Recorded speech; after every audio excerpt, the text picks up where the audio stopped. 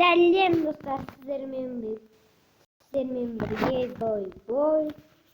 Мен сіздерге қалай Майнкрафтты компьютердікіне ұқсас етіп, бірақ компьютердікіне емес, сондайға ұқсас етіп жасауды үйретем.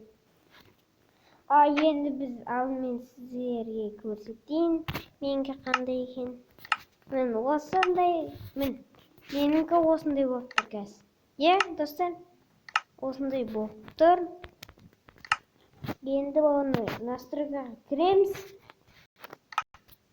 Сосын біз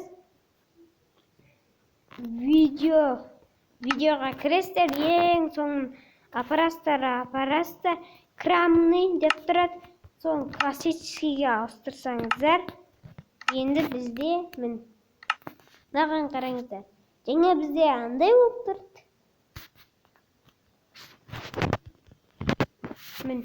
Осындайға ауыстыра аласыздар.